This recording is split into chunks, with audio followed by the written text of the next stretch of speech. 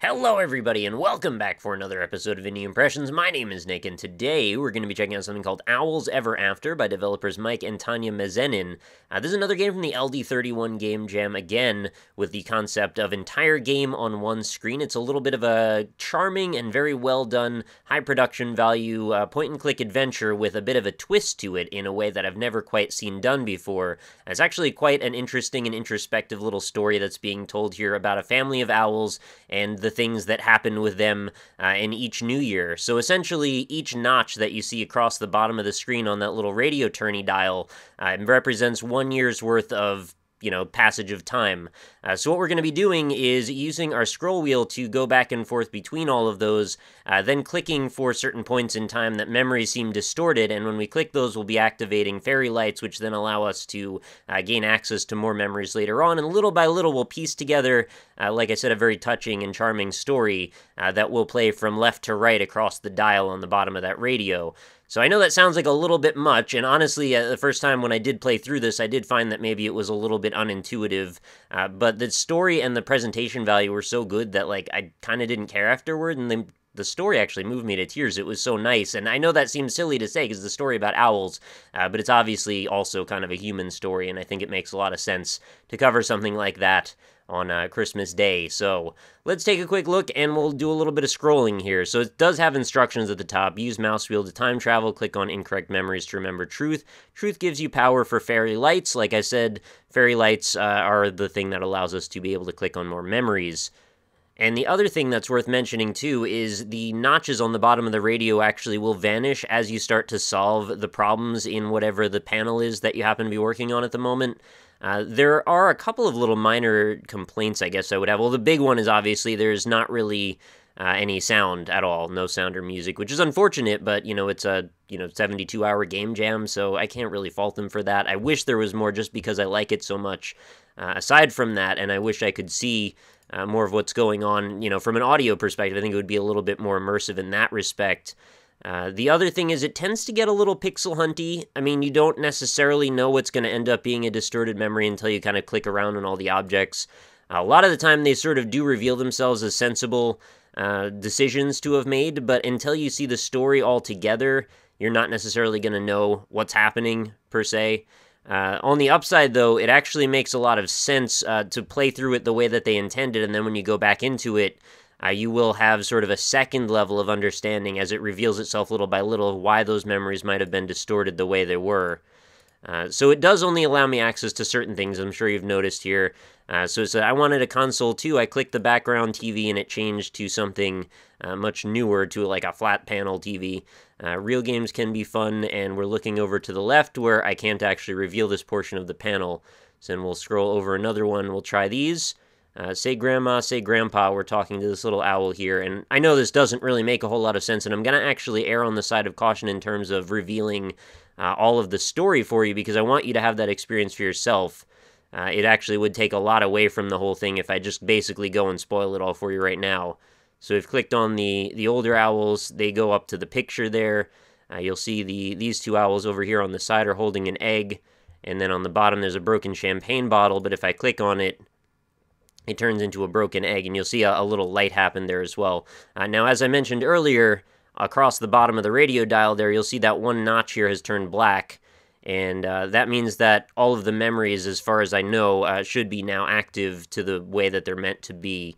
And then this one here is, I believe, completely revealed because it doesn't have any more notches at all, so there's just nothing here to do at all. But that's okay, because little by little we're sort of, we're going to solve this out of sequence, then we're going to read it from left to right, and it's going to make a lot more sense. So Mom, Dad, this is Benedict, hi. And then Mom and Dad have a gift. Finally, Benedict, I have a gift for you. And then Benedict's pretty happy about that. You see the emotion changes completely, and then that panel of the comic has been revealed as well. I wish to meet a decent guy next year, and looks like the older owls are sleeping. Oh, actually, they're hugging and kissing. And then we've got a sick owl over here with a little cat on the log. And the two parent owls seem to be offering some tea or something to the sick owl. But actually, it turns out it might be some alcohol. It looks like a flask and 40%. I'm guessing is 40% alcohol. So there's some kind of tongue-in-cheek things going on here, some little kind of in-joke kind of stuff too. I'm not sure how much of maybe some of these stories are necessarily representative of like experiences that the developers had, but I bet there's probably a couple little moments in there. I hope the roof doesn't come in. Can't click on any of those, but oh, no, can't click on any of those actually at all. Alright, we'll have to come back then. Hun, let's go decorate the tree.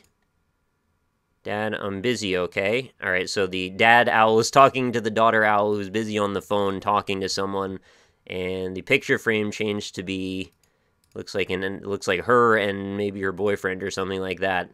Then we've got the mom owl over here decorating the tree by herself, and it looks like we've revealed all the panels for that. Just let her go, she doesn't care about her parents. Not a child anymore. And you click on her and she actually turns into an adult owl. I should probably keep this fairly short just because, oh yeah, you gotta have the brother involved too. Guess who's drunk? Don't ever invite your brother again. It's kind of funny. And he turns around when you click on it. I should really just keeping this to a minimum. I really don't want to show you the whole story just because, like I said, it's really touching. And I didn't expect to be quite as moved as I was as I found my way through the whole thing. And reading it all out of order and out of sequence, I totally got a different impression of what was actually going than when I finally read it in order, which I think was kind of a masterful way to put this whole thing together because I had never really seen anyone quite make a point-and-click adventure with like time travel like this really before. And seeing things move from, you know, the very first increment to the last and then actually have a cogent story to tell where everything actually does come together and all the little pieces and the memories start to actually click, you can't really avoid but, you know, make a few little personal comparisons to maybe your own life in it. And like I said, it's really good stuff. So, granted, very short episode today, but I thought an appropriate one for Christmas. I hope you guys enjoy Owls Ever After. I absolutely would love to hear from you after you've played through this. It shouldn't take you more than maybe 10 minutes at most.